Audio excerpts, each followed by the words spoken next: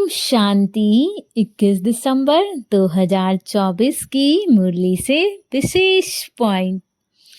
तो आइए जानते हैं आज बाबा ने हमारे लिए क्या विशेष कहा है, क्योंकि बाबा को हमारे जीवन में आने वाली परिस्थितियों के बारे में पहले से ही पता होता है। इसीलिए बाबा अपनी मुरलियों के माध्यम से हमें पहले ही आगाह कर देते हैं। तो चलिए देखते हैं आज बाबा ने क्या बताया हमारे लिए। पहला पॉइंट है, मीठे बच्चे सच्ची कमाई करने का पुरुषार्थ पहले स्वयं करो, फिर अपने मित्र संबंधियों को भी कराओ। Charity begins at home. अर्थात हमें जो ये पढ़ाई पढ़ रहे हैं हम, और बाबा हमें सिखाते हैं कि बच्चे अपने हर कर्म पर अटेंशन रखो, क्या वो कर्म सही है। अगर आपको बाबा उस क्षण देख रहा होता तो क्या आप वैसे कर्म करते। हमें इन सब बातों पर अटेंशन रखना है और देखना है कि ये चीज़ें उचित हैं या अनुचित हैं। अगर अनुचित है तो उनका त्याग करना है और हमें उचित की राह पर चलना है, और यही हमारा पुरुषार्थ है। हम जितना ज्ञान के अनुसार अपना जीवन जीते हैं उतनी हमारी सच्ची कमाई होती है, क्योंकि बाबा की याद आपके जीवन में हर तरह से सफलता भरती है, हर तरफ से आपको पद्मा पदम भाग्यशाली बनाती है। तो हमें पहले शुरुआत खुद से करनी है, बाबा को याद करना है, बाबा के अनुसार अपना जीवन जीना है। कई सारी ब्राह्मण आत्माएं जो होती हैं वो क्या करती हैं, कुछ तो ऐसी होती हैं जो ज्ञान केवल दूसरों को सुना देती हैं, वो अपने जीवन में धारण नहीं करती हैं। तो हमें ऐसा नहीं करना है, हमें पहले अपने अंदर ज्ञान को धारण करना है, उसके बाद दूसरी आत्माओं को बताना है कि उन्हें कैसे अपना जीवन जीना चाहिए।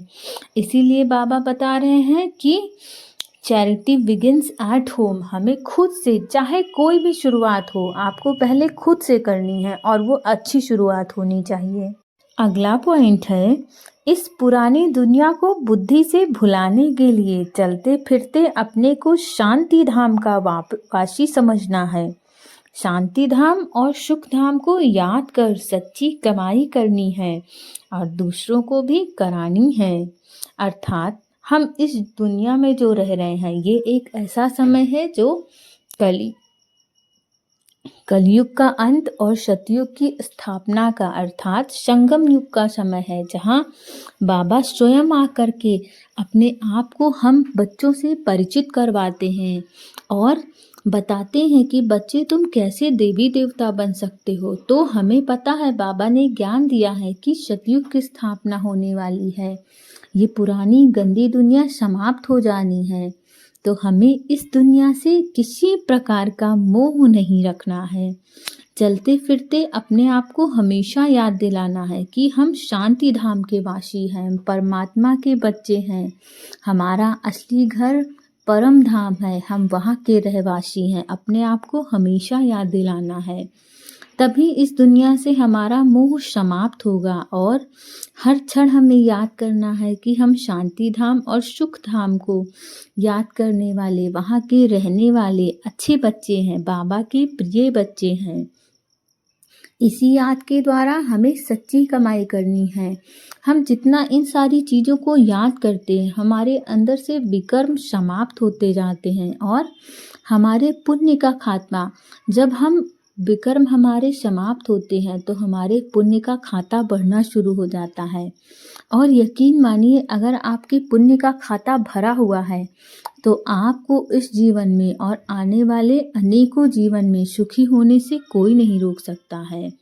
और हमें खुद तो इस बात का स्मरण रखना ही है कि हम शांति धाम और सुख धाम के वासी हैं, साथ साथ बाकी आत्माओं को भी स्मरण करवाना है।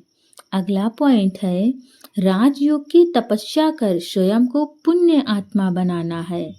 माया का सिर काटने के लिए स्वदर्शन चक्र सदा फिरता रहे। अर्थात हम जो राजयोग के अनुसार अपना जीवन जी रहे हैं, उसके अनुसार अपना जीवन जी करके हमें स्वयं को पुण्य आत्मा बनाना है। हमें इस संसार की बातों में नहीं फंसना है, किसने क्या कहा, किसने क्या सुना, अगर उसने मुझे ऐसा कहा तो मुझे उसका जवाब देना चाहिए, नहीं।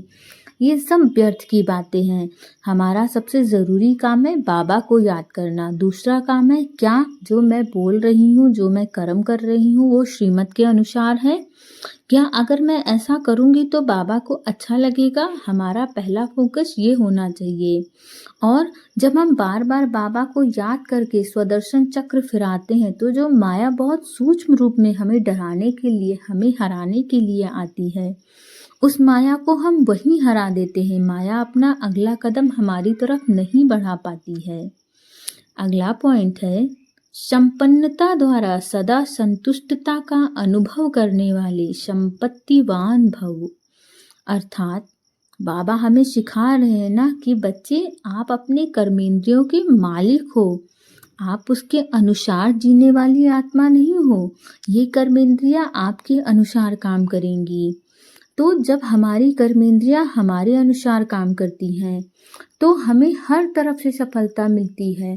हम अपने आप से संतुष्ट होते हैं कि जो हमने बोला, जो हमने कर्म किया, जो हमने संकल्प किया वो सभी एकदम सही है। और अगर वो सारी चीज़ें सही हैं तो हमारे अंदर संतुष्टता की पावर भरती है, हमारे अंदर शक्ति इकट्ठा होती है अच्छे कर्मों की, अच्छे सोच की, अच्छे संकल्प की। और तब हमारे संकल्प सिद्ध होना शुरू हो जाते हैं जब हम इन तीनों पर अपना कंट्रोल करना सीख जाते हैं।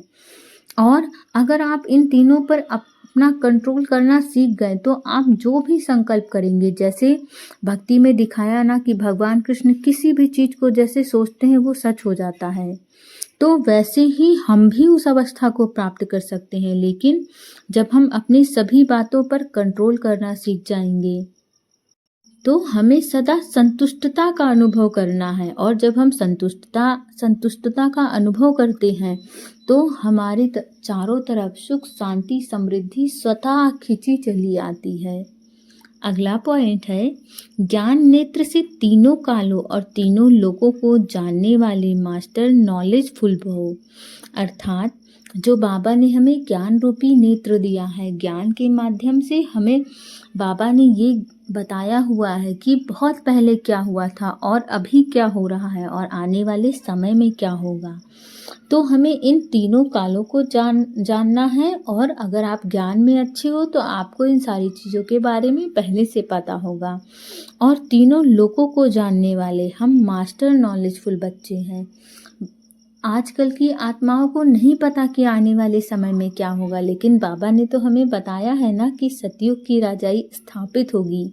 आप अच्छे बच्चे बनोगे, आप अगर ज्ञान के अनुसार अपना जीवन जियोगे तो आप देवी देवता बनोगे और आने वाले समय में आप राजा रानी, प्रिंस प्रिंसेस बनोगे। सतयुग में आपका राज्य होगा, आपके अनुसार आपकी जनता शासन करेगी और आप अपनी जनता को प्रेम से सब कुछ उपस्थित कराओगे। आपकी जनता आपसे खुश होगी, आप एक राजा बनोगे। और एक अच्छा राजा होता है कि जिससे उसकी जनता खुश हो, संतुष्ट हो और उसको ऐसा लगे कि ये राजा हमारा सेवक है, हम असल में शासक हैं। ओम शांति।